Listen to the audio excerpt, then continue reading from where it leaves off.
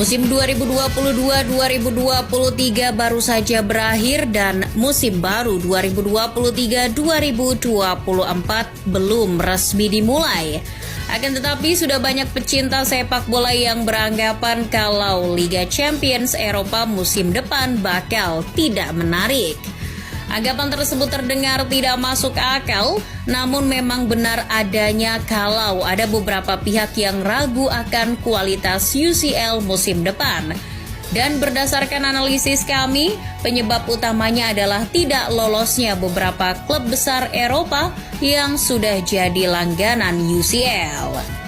Dari Inggris saja ada Liverpool, Chelsea, dan Tottenham Hotspur.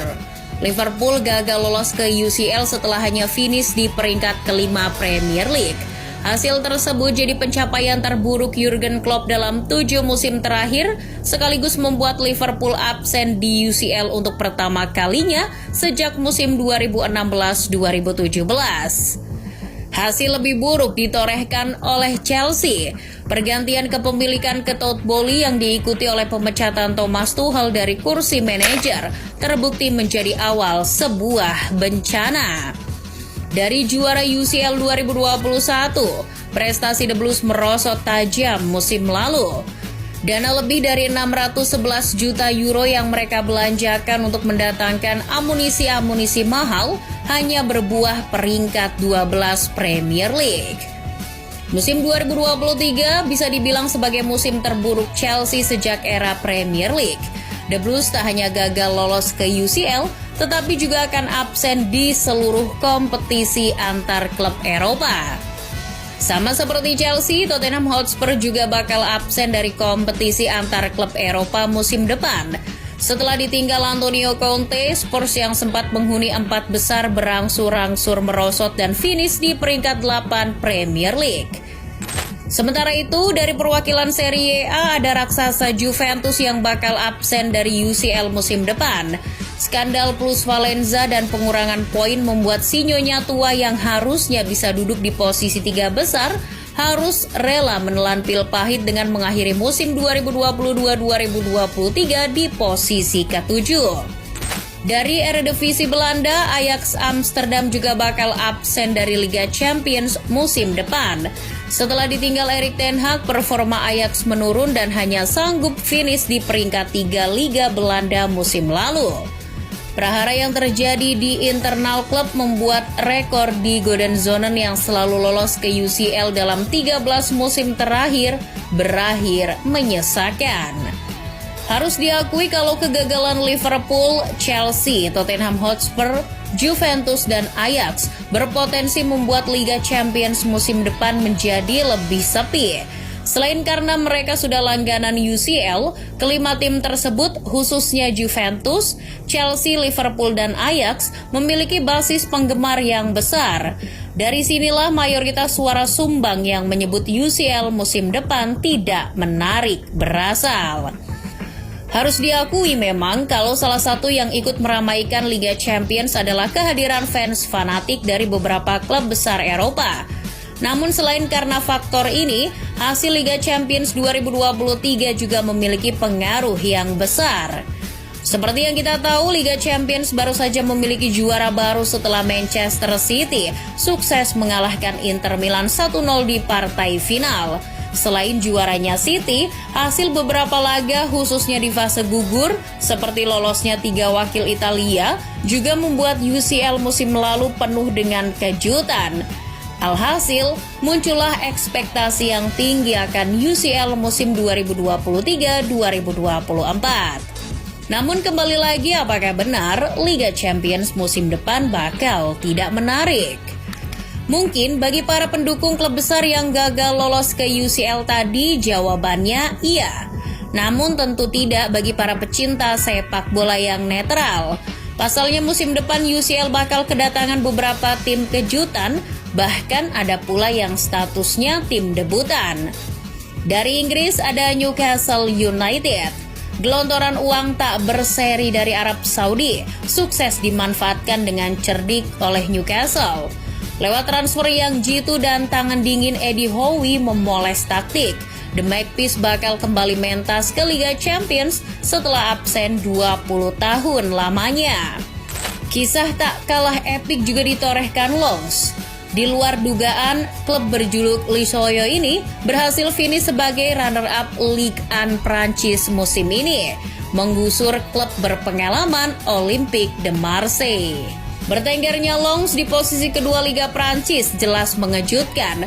Pasalnya 3 tahun yang lalu, Lens hanyalah tim yang beruntung bisa promosi ke Ligue 1 setelah kompetisi Liga Prancis dihentikan akibat pandemi COVID-19. Atas kesuksesan tersebut, sang pelatih Frank Hayes layak mendapat sanjungan. Di tangan pelatih yang baru saja mendapat penghargaan pelatih terbaik Ligue 1 2023 itu, Lens berhasil menginjakan kakinya lagi di Liga Champions untuk ketiga kalinya dalam sejarah setelah musim 1999 dan 2003. Serupa dengan Lens, kisah epik juga ditorehkan Union Berlin musim lalu. Klub antah berantah ini baru promosi ke Bundesliga di tahun 2019. Namun semenjak promosi mereka berhasil lolos secara beruntun ke 3 kompetisi Eropa yang berbeda dalam 3 musim terakhir. Puncaknya ya di musim 2022-2023. Klub berjuluk Die Ersnan yang dilatih Urs Fischer itu untuk pertama kalinya dalam sejarah sukses menginjakan kakinya di ajang sekelas Liga Champions Eropa. Selain Union Berlin, Lens dan Newcastle United, kita juga mesti menyambut kembalinya Real Sociedad ke Liga Champions Eropa. La Real berhasil mengakhiri musim 2022-2023 di peringkat 4 La Liga Spanyol dan sukses lolos lagi ke UCL setelah absen 1 dekade lamanya. Kehadiran Union Berlin, Lens, Newcastle United, dan Real Sociedad adalah sebuah kejutan bagi Liga Champions. Mereka jelas bakal jadi kontestan underdog. Namun meski begitu, kehadiran mereka di UCL musim depan justru bakal makin meramaikan persaingan di UCL. Selain karena kehadiran tim-tim debutan, ada potensi terciptanya grup neraka yang bakal membuat persaingan di Liga Champions musim depan makin seru. Ini bisa dilihat dari peta pembagian pot sementara. Gara-gara Manchester City juara Premier League dan Liga Champions, 1 spot tersisa di pot 1 jadi milik juara Eredivisie Belanda, Feyenoord. Sebuah hal yang tidak lazim sebab seharusnya pot 1 jadi milik juara Liga Inggris, Spanyol, Italia, Jerman, Prancis, dan Portugal. Selain Feyenoord, kembalinya Manchester United dan Arsenal juga makin meramaikan Liga Champions. Basis fans yang besar dari 2 rival ini dijamin membuat Liga Champions tak kekurangan peminat. Kedua tim ini langsung masuk ke pot 2. Sementara di pot 3 ada semifinalis UCL musim lalu, AC Milan. Selain Milan, Lazio yang juga kembali lolos ke UCL duduk di pot 3. Dari pembagian pot ini saja kita sudah bisa menerka-nerka kalau bakal ada grup neraka yang tercipta. Bahkan mungkin bisa lebih dari 1.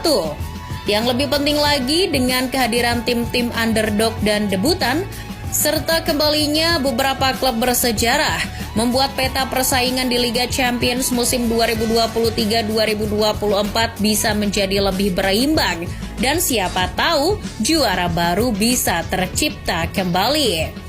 Bagaimanapun, Liga Champions Eropa adalah turnamen tertinggi dan panggung bagi klub-klub terbaik di benua biru. Jadi, sinis dengan tim-tim semacam Newcastle, Union Berlin, atau Lens jelas sebuah penghinaan.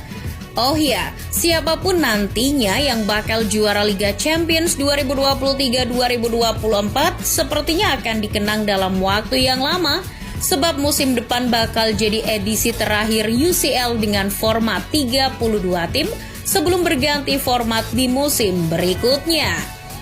Jadi, masih ragu dengan kualitas persaingan Liga Champions musim depan?